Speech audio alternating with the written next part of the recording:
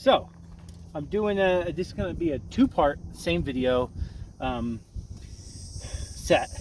This is my BRN-180 breakdown as it stands right now, and then I'll be doing some however you want to call it. I know different branches in the Navy we were taught it's called remedial action, as opposed to in the Army it's immediate action. So I'm going to try and run some drills with that, figuring out how to do those drills with the BRN-180 with the side charging handle and normal AR style mag release, not like, you know, AK rock in rock out kind of thing.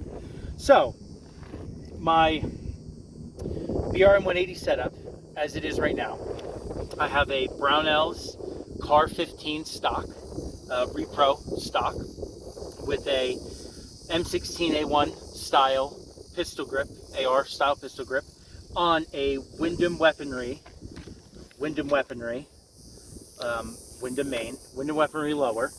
And I kept my I took the spring and the weight out of my buffer, but I kept the lower because I live in Texas.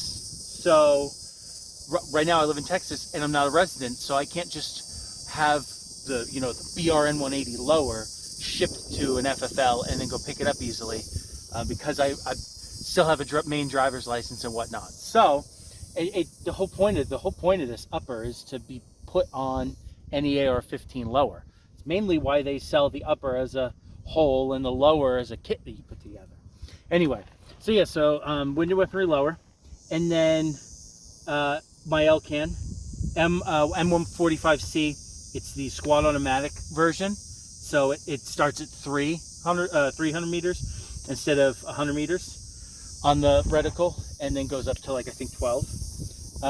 Midwest Industries flip up rear and flip up front.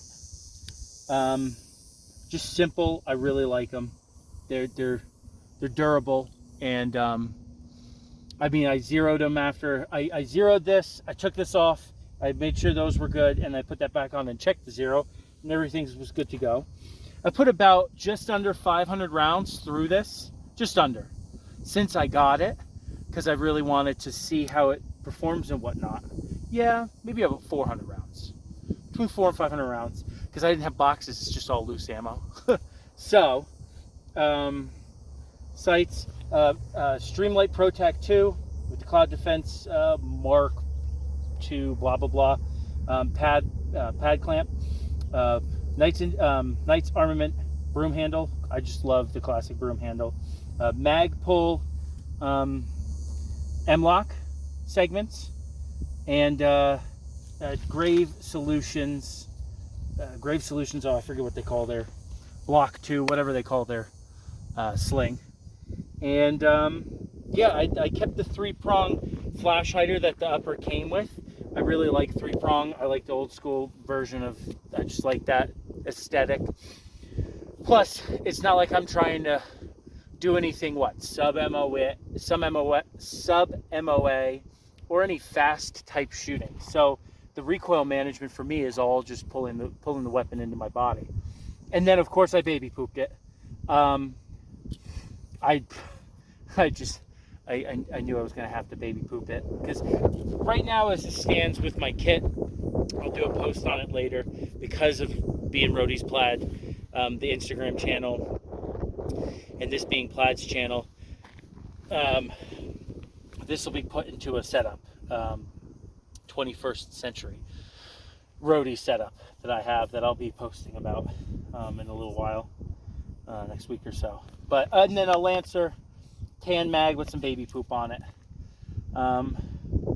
So yeah, that's about it. It's basically the same stuff I had on my normal M4, my Wyndham Weaponry MPC, 16-inch. It was a 16-inch AR-15. It's a 16-inch BRN-180. It's nice. As I said in the first shots video, with the stock collapse to one click out with the Elcan, the eye relief is perfect, and the length of pull, I like it. It's great. And I said, it's a little front heavy because of this M-lock and nothing being in the buttstock in the rear. But I don't know. I kind of like it. It kind of has that pull down effect. Almost, it's not like whatchamajig.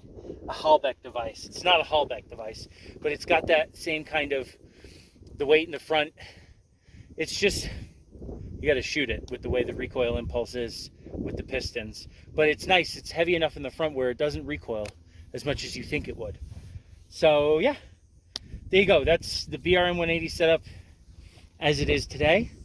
And then I'll attach this to a video of me trying to do some of the Remedial action with the side charging handle and whatnot. So thank you guys for watching.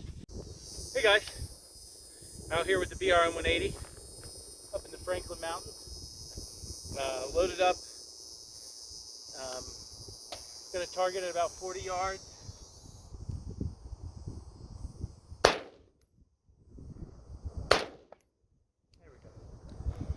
Yeah, I got a target about 40 yards. I'm going to practice some remedial action, immediate, remedial, whatever you want to call it, whatever your branch called it. Yeah, so I've been practicing it a lot because it's obviously not a charging handle and it's a side charger, but a normal AR mag release. So there's a mix of holding it with your firing hand. I like going over, going under. I don't know, it just doesn't feel right. I also, in my first shots video, said how this little half plastic dust cover kind of gets in the way when you're doing underhand. So yeah, how many rounds are in here? So 4 rounds, and then I'm going to reload this so that I can do a drill through it. And I was practicing. It's basically, some would say, why would you want to like reteach yourself how to shoot a platform or half of a platform at that? Why would you want to reteach yourself? Well, one, I think it makes a better shooter to know how to use multiple platforms. Two, I'm kind of whatchamajig. Well, I'm impressed, but I'm kind of leaning more towards the side that maybe we should have gone with this and not direct impingement with the AR-15. We should have probably gone with the AR-18. So it's just a nice little learning curve. I know how to operate an AK, I know how to operate an AR. It's kind of like putting the two together. So it's just learning the little minute things to make it functional. You know what I mean? Functional to use as an everyday rifle. So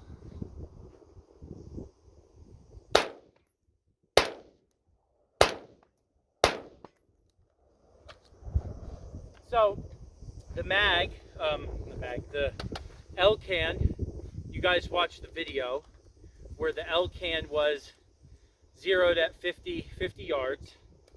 Like I said, this is about 40 yards away. So the L-can was zeroed at 50 yards. It's hitting a little low, so I just have to aim a little higher on the target. I'm trying to split it's a steel silhouette kind of. I'm trying to split it in half. Ah, see? It has a bolt release too.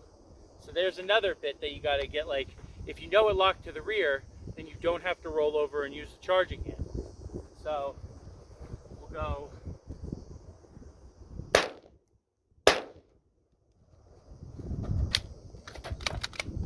And then that's what I was practicing, holding it open, putting a new mag in, releasing it.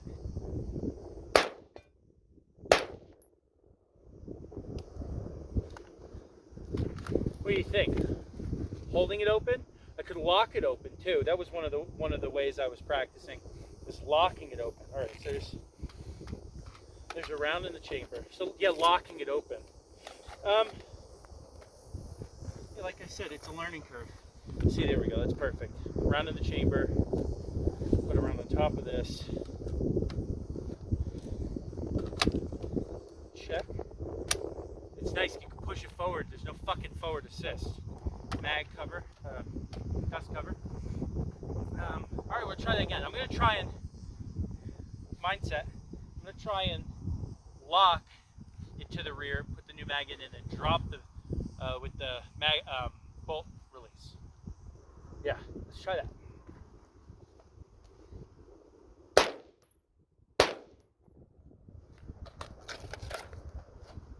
Did it actually? See, there we go. Jam, lock open, pull.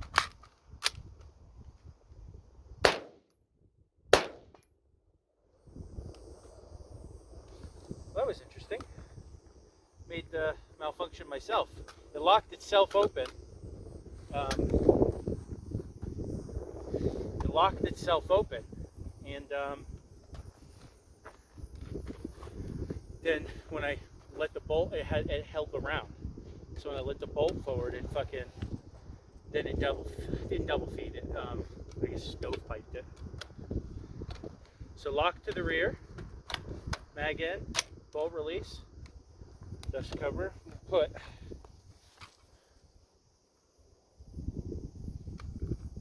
Hey, sorry about that. Instead of restarting the whole video, I'll just clip it apart and see how that goes. But I had a dude coming down one of these. There's no cars over where I am right now, and I had a dude come down one of these mountain dirt paths coming out of the Franklins to the south, and I noticed him after that second set of shots. He was coming down, so I paused, and he's got a dog, so I didn't want to keep shooting, upset the dog or whatnot. So anyway, back to I was doing a little more practicing. So what it's going to be is that the remedial action, whatever you want to call it, immediate action, is going to be boom, boom, click, check, drop mag, 1 rack, 2 rack, lock it back, fresh mag, bolt forward. So that's what I'm thinking is going to be the best way to do it. We'll see. We'll see how it turns out. Is he far enough away? I think he is. All right. Let's go back to him. Let's go.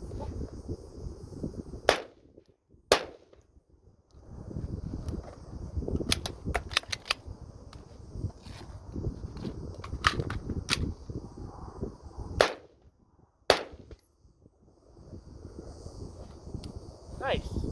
That went smoother than I thought it would. So, I think that'll be the best thing to practice. You know what's annoying about today is it wasn't windy this morning, and now it started picking up, of course.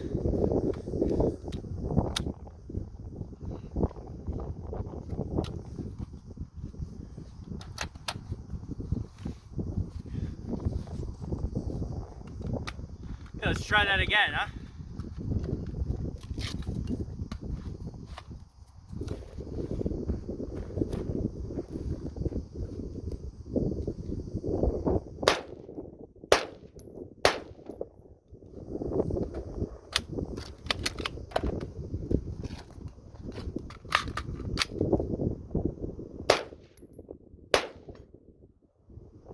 Lock to the rear. That went nice. That went nice. It's fun using spent casings to create a malfunction, you know, a misfeed. So it's fun. Yeah, I'm getting the hang of it. A lot of the shooting I've been doing with this has been just target shooting, and it is dialed in. It's very nice at 200 yards at the range. So lock to the rear.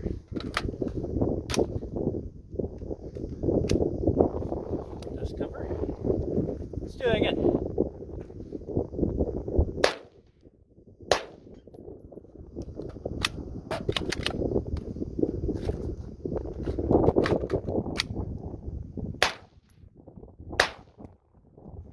Lock to the rear. Yeah, so my steel I have is now, I need to get a stand. I need to get a stand for him. But my steel is now kind of slouching against the dead yucca I put it against. So now frickin' I keep hitting the yucca above it instead of the steel. So yeah, that's what I've come up for as the remediate action. Camera fell over from the wind, had to set it back up. let's try, make sure I don't get any cactuses in my knee. Let's try dropping you a knee when we do the remediate action in the reload. All right? So,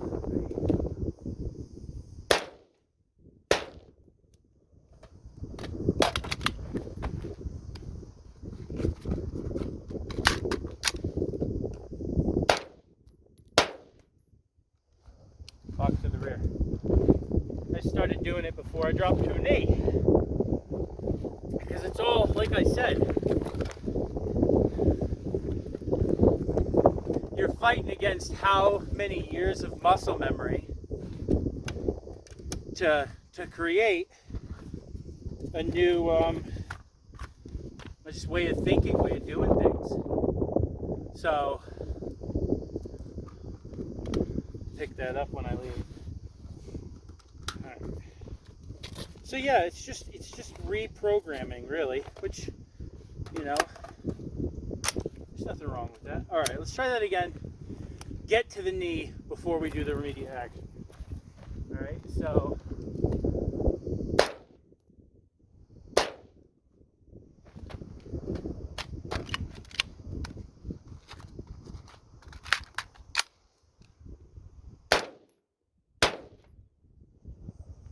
back to the rear. Yeah. So there you go.